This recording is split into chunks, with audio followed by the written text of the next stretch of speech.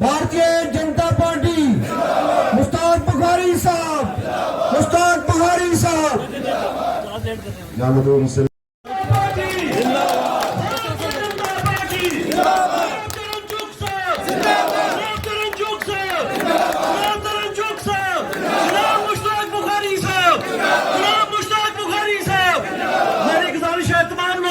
स्वागत करेंगे जनाब तरुण जी का।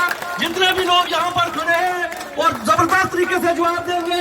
भारतीय जनता पार्टी, भारतीय जनता पार्टी, जनाब नरेंद्र मोदी जी, जनाब अमित शाह साहब।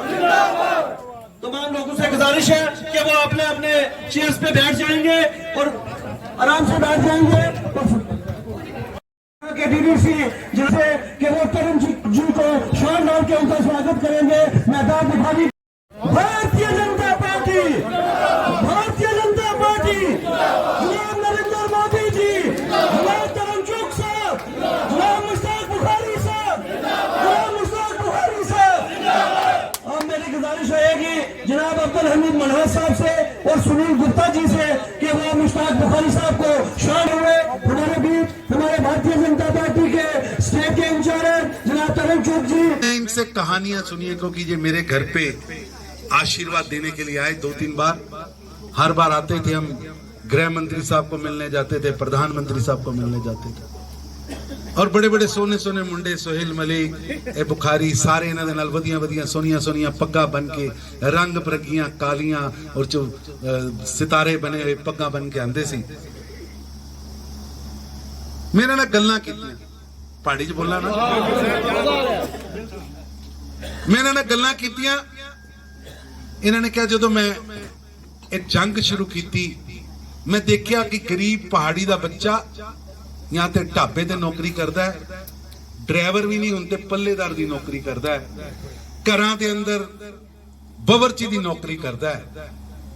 ये पढ़िया लिखिया पढ़ लिख सकता है, लेकिन किसी ने एरी बाह नहीं फड़ी और दुनियादारी की जिहड़ी रिजर्वेशन है उन्हें ये पहाड़ियां पिछे सुट।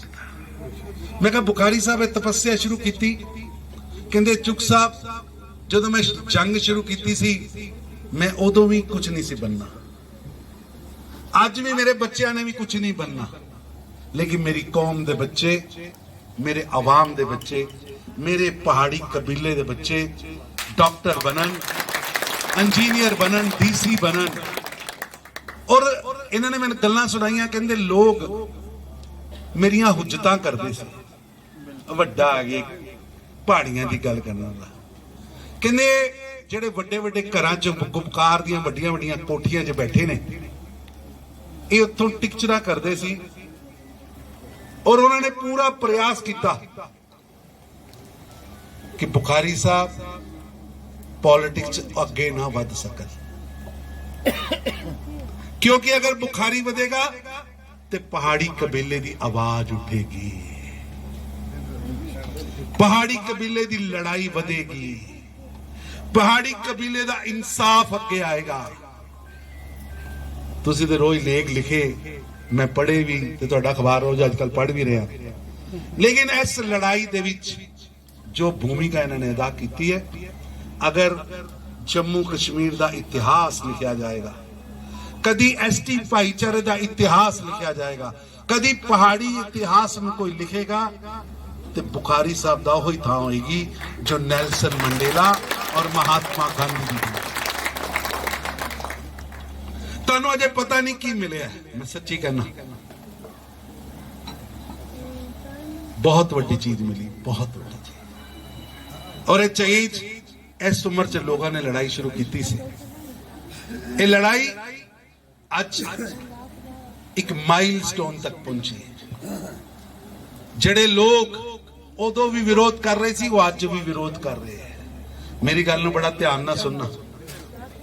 मेरे घर आए जिन्नी बारी आए, मैंने याद है, चाहे नौजवान होए सुहेल मलिक या छोटे बुखारी साहब होन या बड़े बुखारी साहब होन या वो साडे बड़े बड़े लीडर ने, उन्होंने गल्लां बड़ियां करनियां आंदियां इन्हां दे किया। मुझे तरुण चुग साहब की एक बात बड़ी अच्छी लगती है कि जब भी बोलते हैं दिल से बोलते हैं। लीडर वो है तो दिल से बोले। जबान तो हर एक की चलती है, जबान चलाने के लिए तो हर एक तैयार हो जाता है।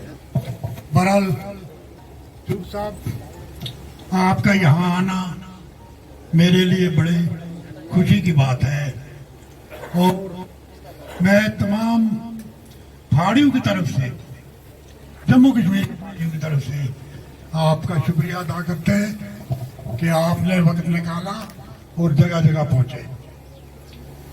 अल्लाह ताला आपको इसका अजर देगा और इस पहाड़ी कौम को जो आपने दिया है, जो इन पर एहसान किया है भाजपा गवर्नमेंट ने, हम उसका बहुत बहुत शुक्रिया अदा करते हैं और इंशाअल्लाह ये कर्ज हम चुकाएंगे।